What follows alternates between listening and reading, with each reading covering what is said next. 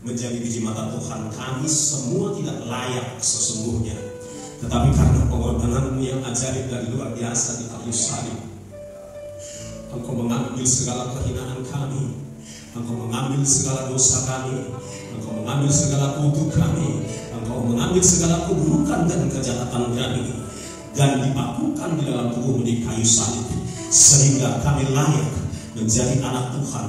Kami layak memuji menyembah Engkau, kami layak bersekutu dengan Engkau Bapa di surga. Sungguh ajaib karya Tuhan, tak terselami oleh pikiran kami Tuhan. Kami hanya tahu Tuhan, menyerahkan hidup kami totalitas Tuhan menjadi penyembahan, bukan saja suara kami, tetapi seluruh hidup kami menjadi persembahan dan penyembahan yang berkenan kepada-Mu. Terima kasih untuk hari ini Tuhan masih izinkan kami berbakti beribadah kepada Tuhan. Mari Tuhan, Engkau ambil alih setiap kami saat ini. Engkau ambil alih hamba-Mu, Engkau ambil alih mimbar ini. Mari ambil alih sepenuhnya ibadah ini Tuhan, dari awal pertengahan hingga akhirnya, sehingga semuanya jadi satu dengan kehendak Allah saja. Berfirman dengan berlimpah-limpah Tuhan, supaya yang lemah dikuatkan, yang susah dihidupkan, yang terikat dengan berbagai masalah dilepaskan dalam nama Tuhan Yesus. Yang miskin Tuhan diberkati dengan berlimpah, yang sudah diberkati makin diberkati. Haleluya, haleluya. Dan kami akan pulang siap menjadi saksi, dan kami siap menjadi berkat untuk dunia ini, untuk segera kami, sehingga nama Tuhan dipermuliakan, dan semakin banyak jiwa-jiwa yang tertarik datang kepada Tuhan melalui gereja GBI Jalan Abadi ini, di dalam nama Tuhan Yesus. Yang setuju dengan saya sama-sama katakan amin. Bisa lebih kencang katakan amin. Tepuk tangan sekali lagi buat Tuhan.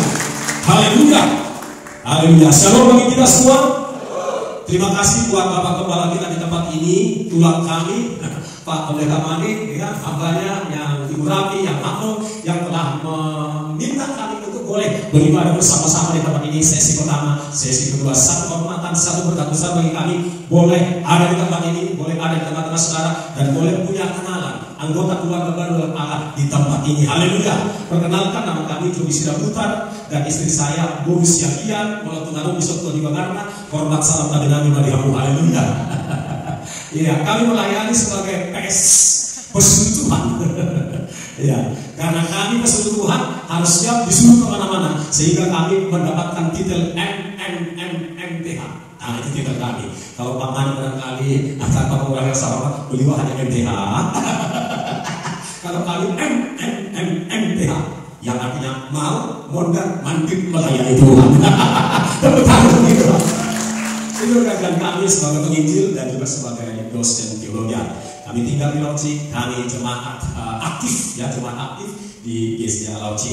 Sekedar perkenalan kami, dan juga melayani sebagai penginjil. Kami manfaatkan tulang segala ruang media yang ada, apakah itu YouTube, apakah itu TikTok, begitu kami manfaat, apakah itu radio Kristen, setiap kesempatan, apakah itu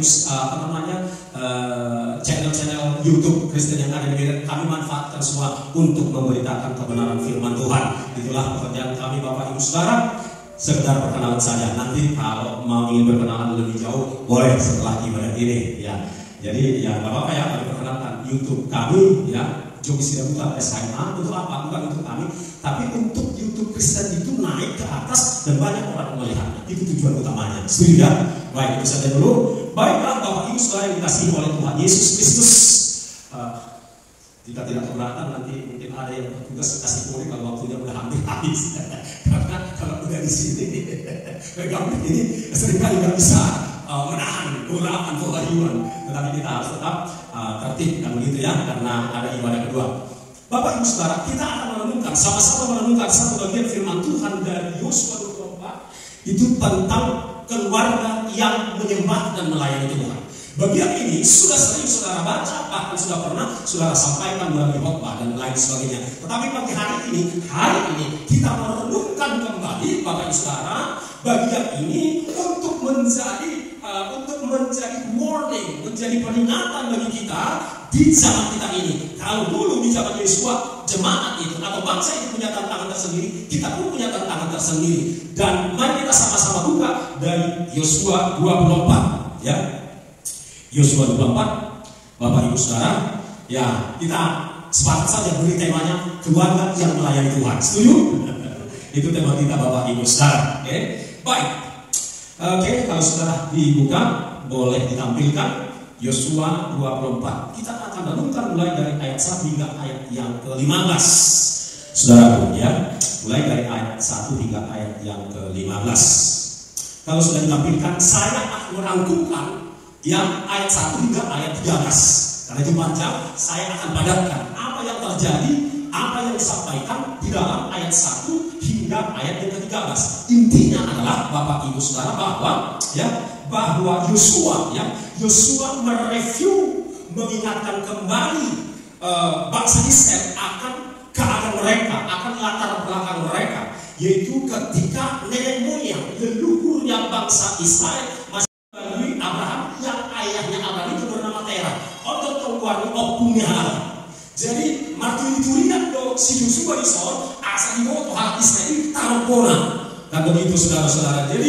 Jadi Yosua di sini mengurutkan kembali, menceritakan kembali tarono silsilah keadaan sejarah dari bangsa Israel. Bagaimana mereka tadinya? Mereka tadinya adalah keturunan penyembah berhala, keturunan penyembah ilah-ilah, Bapak Ibu Saudara. Nah, tetapi oleh kasih karunia Allah, Allah memilih salah satu orang dari penduduk itu yang bernama Abraham, yang waktu namanya Abram, yang anak daripada Terah, begitu. Suruh keluar dari kampung ini, luar Hosea Butamon, asal batu dosa dan luar. Kira-kira begitu Allah berbicara kepada si Abraham. Nah, setelah dibawa keluar, dituntutlah dia singkat cerita sampai di tanah Kanaan, kan begitu Bapak Ibu Saudara. Setelah di tanah Kanaan, Abraham melahirkan, kan begitu. Pertama tentunya Ismail, tetapi yang dijanjikan oleh Allah adalah Ishak.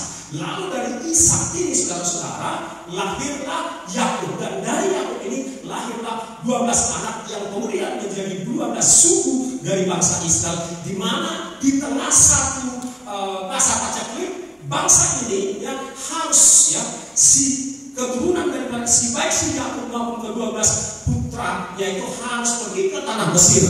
Di sana mereka sekitar 300-400 tahun menjadi budak.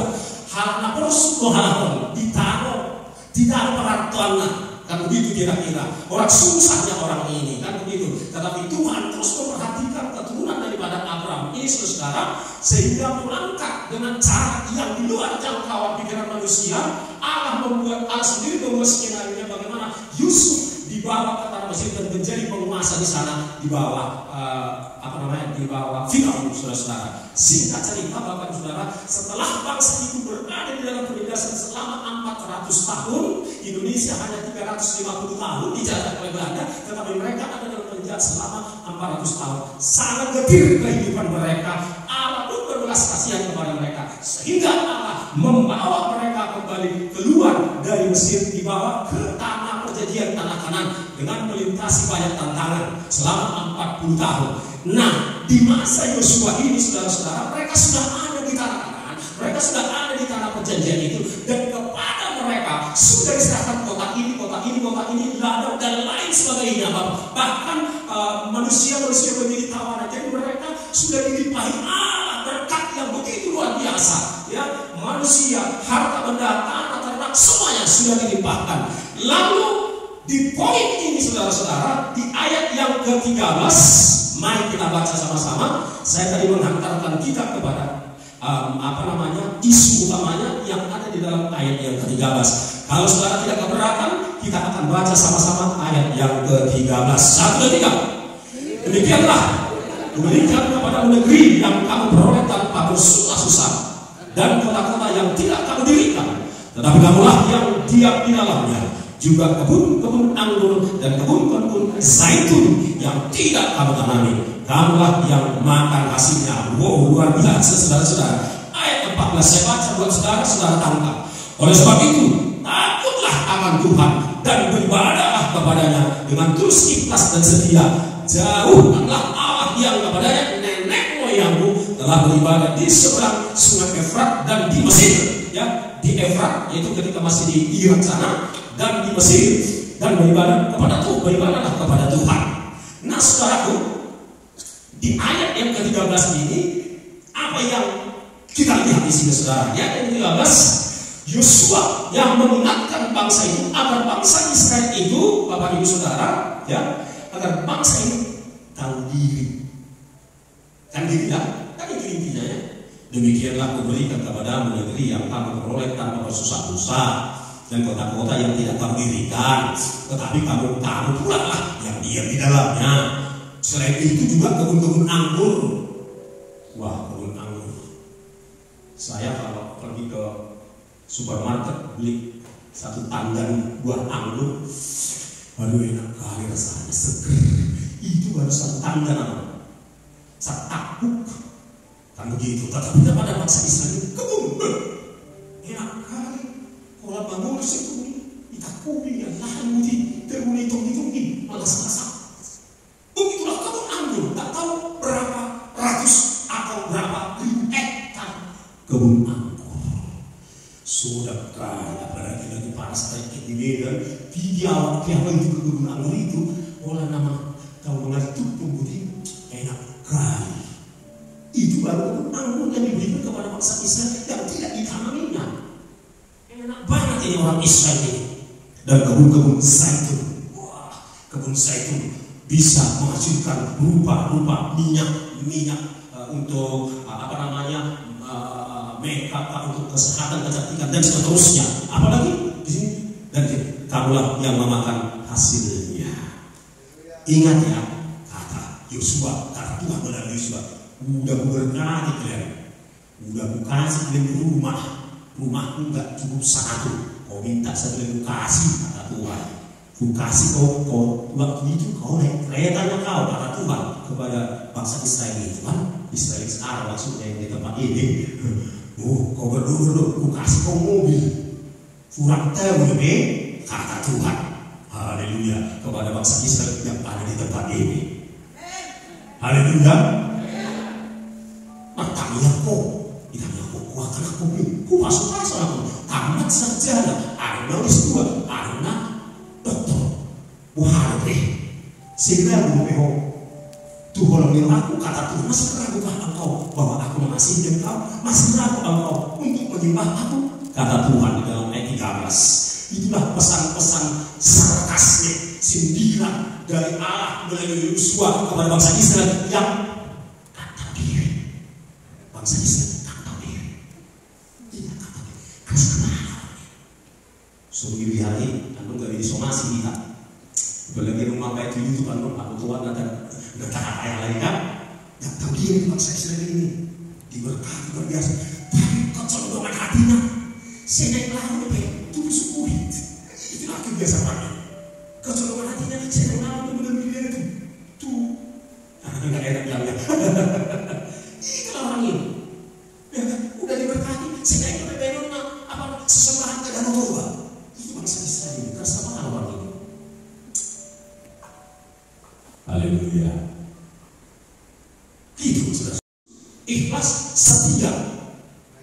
Berarti kalau setia, enggak kadang-kadang beribadah kepada ilah lain, kan gitu saudara. Ya, enggak beribadah, setia dia. Tak usah beribadah, bisa dipercaya kita. Jadi kita enggak hanya percaya kepada Tuhan, tapi hendaklah Tuhan percaya kepada kita. Dahsyat saudara.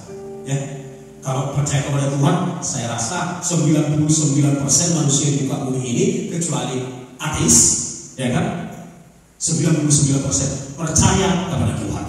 Tetapi dipercaya Tuhan tidak banyak. Ya, tidak banyak orang dipercaya Tuhan. Hanya ada sekitar 50, tambah nanti sesi kedua mungkin 50, hanya ada sekitar 150 termasuk sekolah minggu yang dipercayai Tuhan. Amin. Tepuk tangan bagi Tuhan. Haleluya. Kasih tahu diri kananmu, aku termasuk orang yang dipercayai Tuhan, kata Allah. Amin. Amin. Ya, mari kita menjadi pribadi yang dipercaya Tuhan. Haleluya. Itu namanya setia. Hakau satu ibadah dapat dipercaya, ya. Orang yang duduk di sebelah saudara adalah orang yang dapat dipercaya oleh Tuhan dalam segala hal. Haleluya. Amin. Haleluya. Nah, jauhkanlah Allah yang kepadanya nenek moyangmu telah beribadah. Kita orang Batak umumnya sebelum mengenal Injil dan sebelum mengenal Yesus, nenek moyang kita adalah orang-orang yang beribadah kepada ilah lain. Dan begitu saudaraku, nama ilahnya orang Batak adalah Oku Mulan Jari Nabolo, di mana ilah tersebut bukanlah Tuhan yang maha kuasa yang menciptakan alam semesta. Dia hanya Tuhan yang nenek moyangnya orang Batak dahulu kala.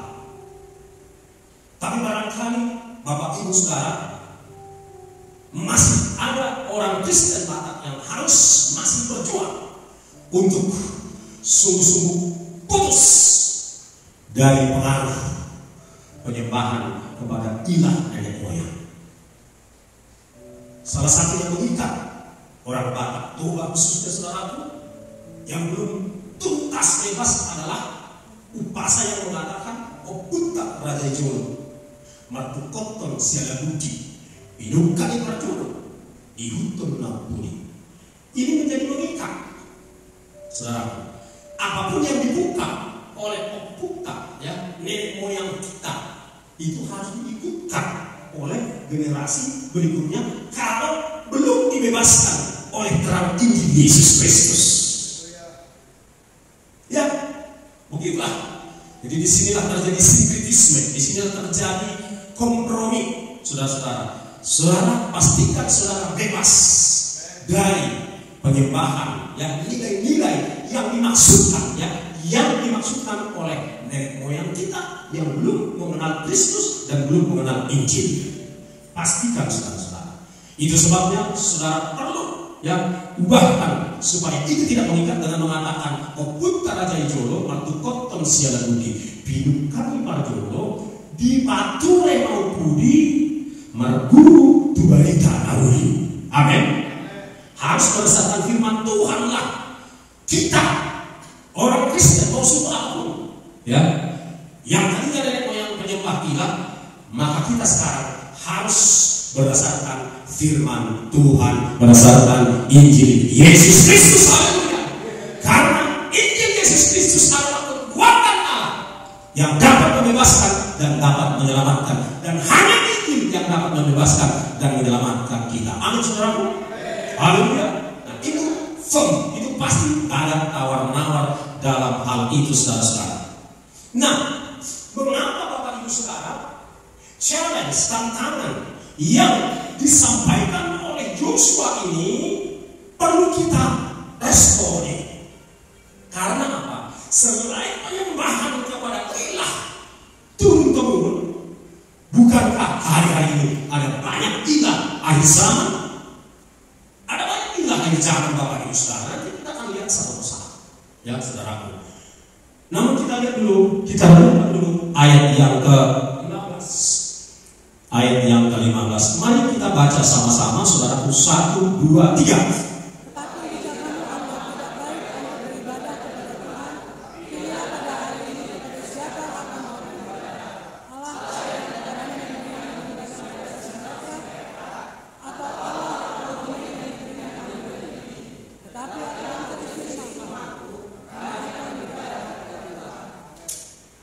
Wah, kalau saudara benar-benar capture, tangkap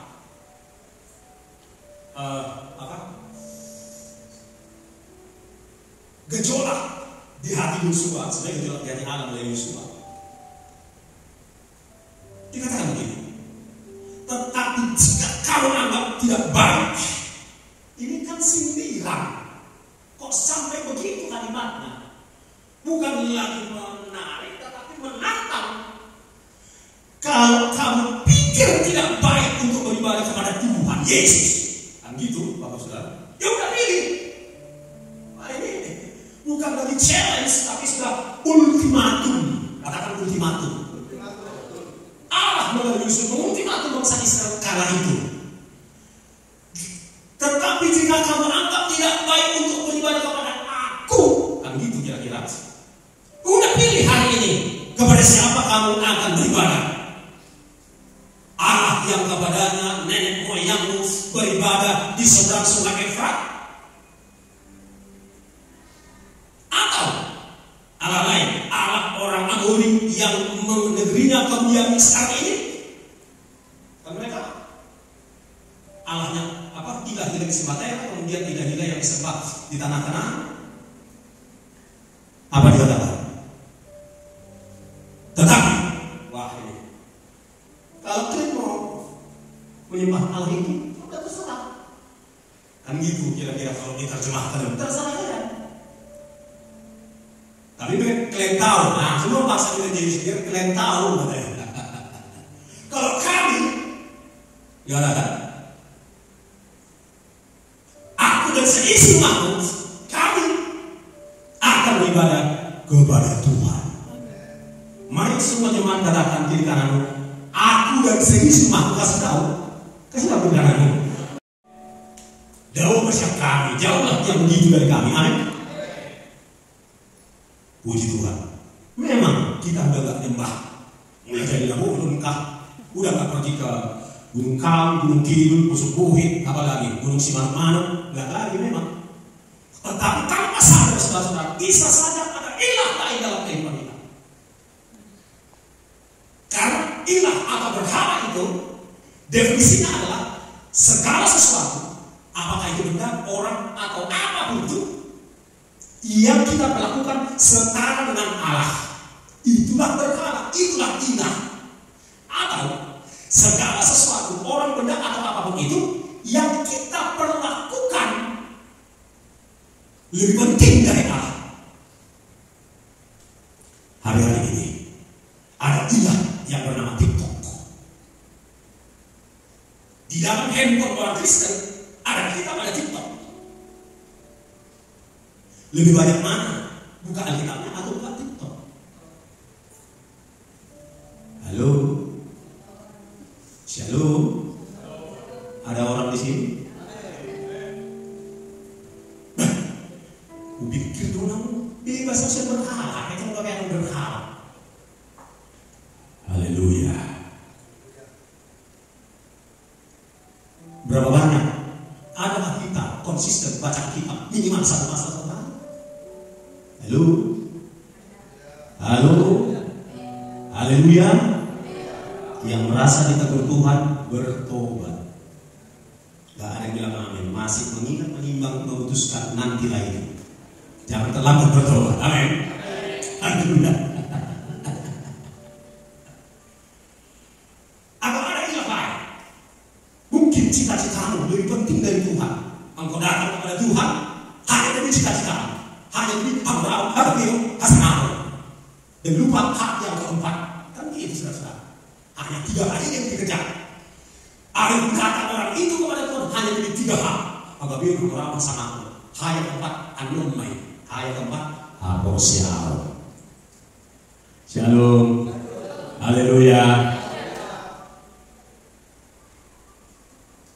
Apa lagi ilah lain yang ada dalam kehidupan kita? Gaya hidup, standar hidup. Roh hedonisme tidak hanya menguasai orang dunia, tetapi bisa juga merasa gereja. Makanya celana harus branded, sepatu harus branded, jam tangan harus branded, jas harus branded, tas harus Louis Vuitton, apapun namanya juga harus branded. Minimal KW nomor 1 harga 30 juta. Tapi banyak orang Kristen di sana, di luar negeri.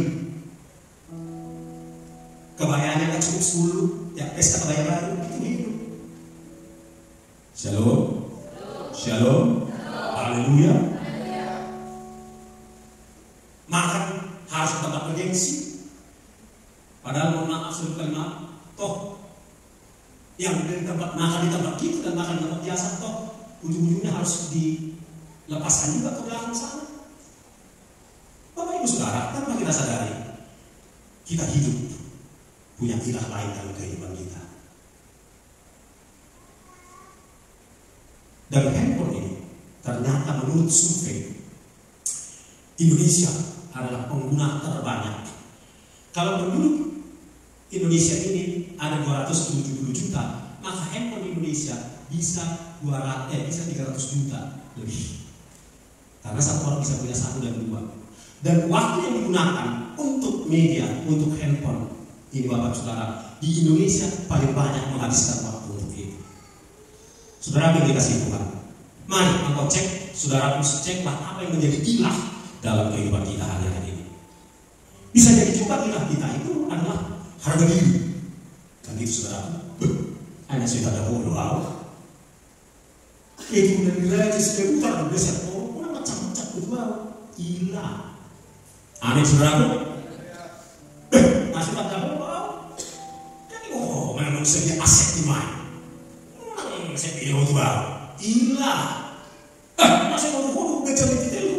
Evangelis pendeta pastor komisi dan utar SAM MMTH PHI. Gajah di itu. Mana macam-macam itu. Ilah. Shalom. Kau pulang apa paling cantik ya Pak di lingkungan ini? Ilah. Shalom. Haleluya. Itu dia. Supaya kita bisa beribadah kepada Tuhan tulus, ikhlas, dan berbuat, maka mari kita tinggalkan semua ilah. Amin saudaraku. Nah, saudara yang dikasihi Tuhan Yesus Kristus, mengapa satu keluarga seperti Joshua ini perlu melayani Tuhan? Kami Joshua bilang, aku dan seisi rumahku hanya akan beribadah, artinya melayani Tuhan. Perhatikan baik-baik Bapak Ibu Saudara, ini penting bagi kita. Mengapa keluarga kita perlu melayani Tuhan, semuanya mulai dari ayah, ibu, anak-anak, dan seisi rumah kita seperti pengakuan Yosua. Satu, agar kita tetap dekat dengan Tuhan. Katakan dekat dengan Tuhan. Karena ketika kita terlibat dalam pelayanan, maka kita terikat. Jam-jam kita juga terikat Bapak Ibu dengan tubuh Kristus, di mana Yesus hadir. Maka kita senantiasa dekat dengan Tuhan. Kalau kita sudah dekat dengan Tuhan, masalah mulai ada. Penyakit mungkin ada, pergumulan ada, tetapi kita sehari-hari kita tetap bersemangat, kita tetap kuat kalau kita dekat dengan Tuhan. Amin, saudaraku. Itulah manfaatnya mengapa kita harus melayani, mengapa keluarga rumah tangga harus melayani. Yang kedua, Bapak Ibu Saudara, mengapa kita perlu katakan kepada siapapun, aku dan seisi rumahku melayani Tuhan. Yang kedua adalah agar Bapak Ibu Saudara, ya, agar kita mampu melawan ilah-ilah akhir zaman. Amin saudara. Di komunitas lain kita akan lihat karakter yang baik, karakter Kristus. Kita akan lihat orang-orang walaupun banyak punya tapi penampilannya sederhana. Jadi aneh dengan barang yang bagus kamu itu. Tetapi orang-orang yang melayani Tuhan itu tidak menonjolkan penampilannya, tapi menonjolkan buah roh. Amin. Nah, yang ketiga saudara-saudara, yang ketiga, mengapa kita dan sisi kita perlu melayani Tuhan? Ini, kalau suami, istri, anak-anak itu tekun beribadah di rumah, membangun mesbah keluarga, ada masalah, ada berbeda pendapat, tetapi ada kekuatan roh, ada pengurapan roh untuk kita tidak terpancing ribut. Ada damai sejahtera. Katakan ada damai sejahtera. Karena apa? Karena di rumah kita ada mesbah di mana Allah hadir. Roh Allah, hadirat Allah memimpin menjadi kepala di dalam rumah tangga kita. Itulah perlunya keluarga beribadah.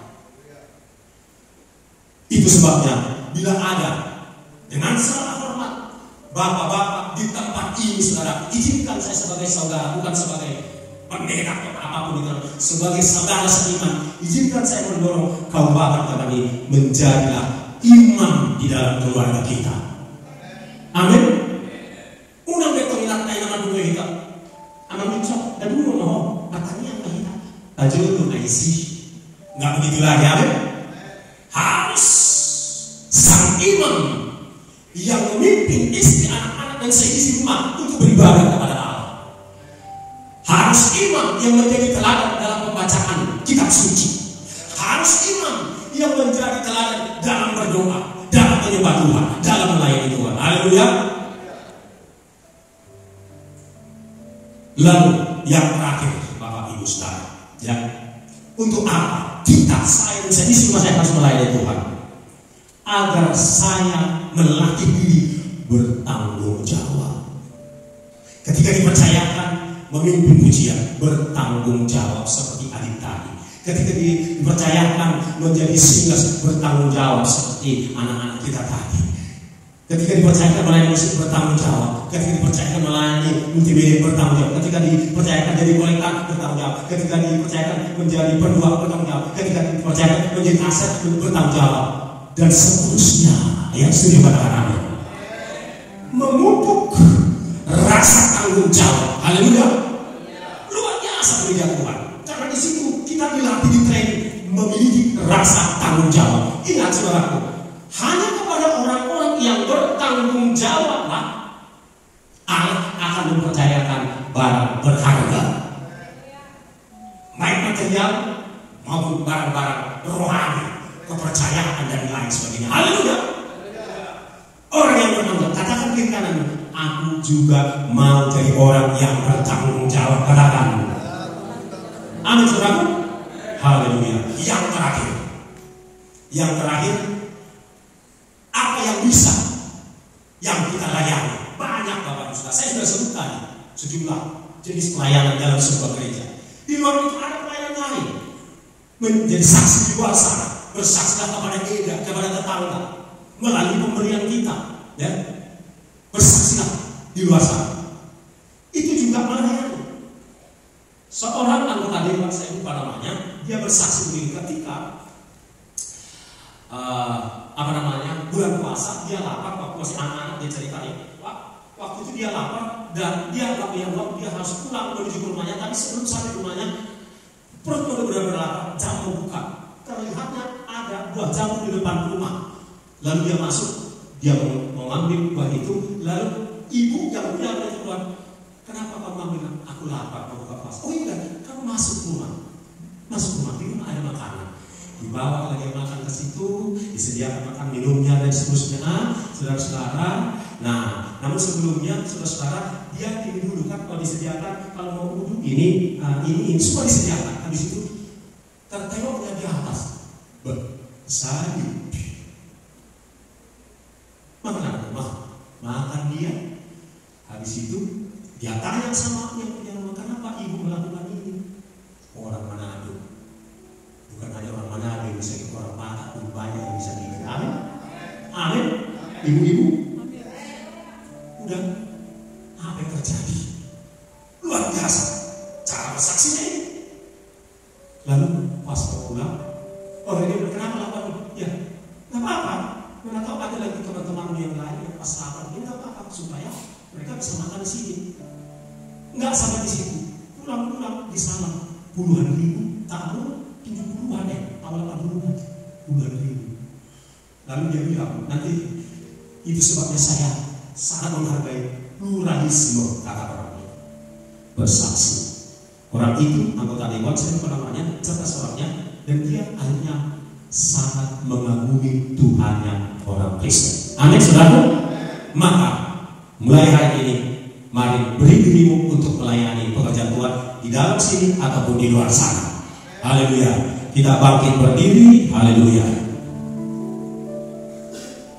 Hidup ini hanyalah kesempatan. Hidup ini untuk melayani Tuhan.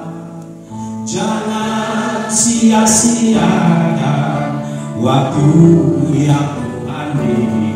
Hidup ini harus jadi berkat. Sekali lagi semua. Hidup ini adalah kesempatan. Hidup ini untuk melayani Tuhan. Jangan sia-siakan waktu yang Tuhan beri. Hidup ini harus jadi berkat. Tuhan adalah hidup.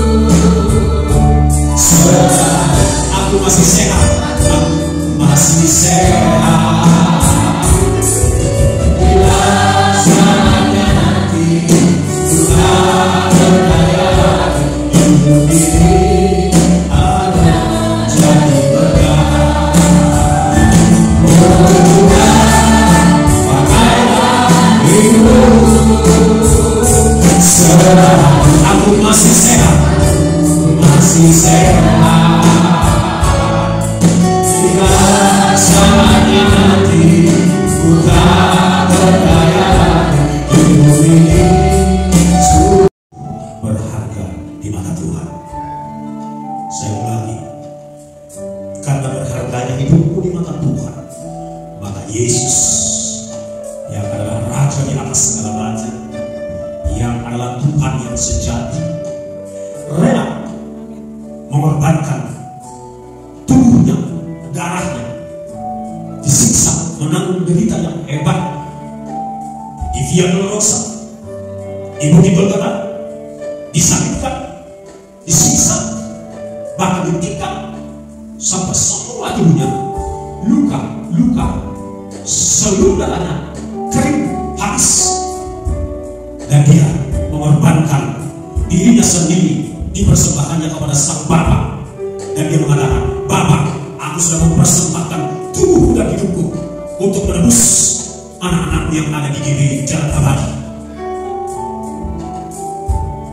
Lalu Bapa menjawab, ya, aku sungguh menghargai, karena memang anak-anakku yang ada di GBI Jalan Abadi adalah sangat berharga. Harga mereka satu persatu adalah setara dengan hargamu atas Sang Bapa kepada Sang Anak. Itulah hargamu, saudara. Itulah harga engkau setara nominalnya yang tak terhingga dengan Yesus Kristus. Oleh sebab itu, pergunakan seluruh hidupmu melayani Tuhan. Di tempat ini, di marketplace, di kantor, di sekolah, di kampus, dimanapun saudara beraktivitas, layani Tuhan, layani sesama. Dengan melayani sesama, engkau sedang melayani Tuhan. Haleluya. Dan ketahuilah, segala jerih payah dalam persekutuan dengan Tuhan, dalam pelayanan Tuhan, tidak sia-sia. Tidak sia-sia. Dengan engkau melayani Tuhan dengan baik, sesungguhnya engkau sedang membintangi Tuhan. Sesungguhnya engkau sedang membuat Tuhan berhutang. Uang, harta, benda, keringat, doa, air mata yang kau curahkan, yang kau persembahkan melayani umat Tuhan, Tuhan bayar semuanya. Bukan saja di kayu salib, tetapi Tuhan akan bayar lunas. Tuhan tidak akan mau berhutang dengan apapun yang engkau investasikan di dalam pekerjaan Tuhan. Haleluya. Oh Tuhan, pakailah hidupku selagi aku masih sehat. Bila nanti tak berdaya, hidup ini sudah jadi berkah. Oh Tuhan, pakailah hidupku. Amin. Selagi yes.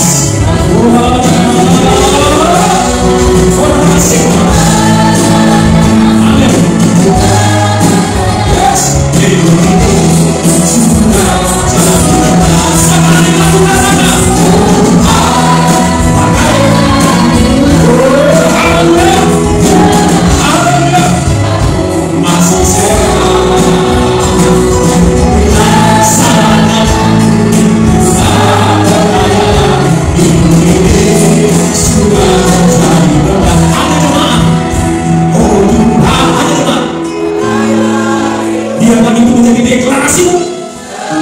Biarlah itu menjadi komitmen baru. Haleluya. Biarlah itu menjadi komitmenmu. Oh, haleluya. Sekali lagi ada jemaat. Angkat tanganmu tanda atau sungguh-sungguh mau melayani Tuhan. Haleluya. Yes. Aku melihat setiap tangan-tangan yang terangkat di Allahku. Aku memberkati menjamah setiap tangan-tangan yang terangkat. Pulihkan setiap tangan-tangan. Sama-sama.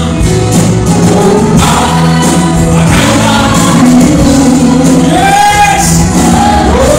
Haleluya. Amin.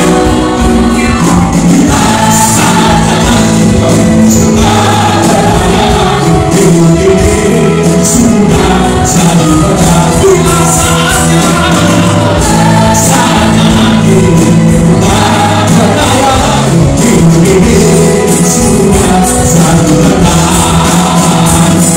Hidup ini sudah jadi berkah. Hidup ini sudah jadi berkah. Haleluya. Jadilah, jadilah, terjadilah, terjadilah.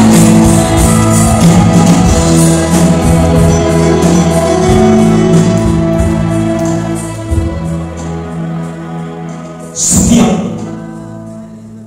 emosi, luapan perasaan kami dengan kata-kata kami, hamba berkatakan, terjadilah, digenapilah dalam nama Tuhan, dan jadilah jemaat pribadi-pribadi yang berdampak besar, membawa dampak di Medan Timur, di seluruh kota Medan, Sumatera Utara, bahkan ke ujung dunia.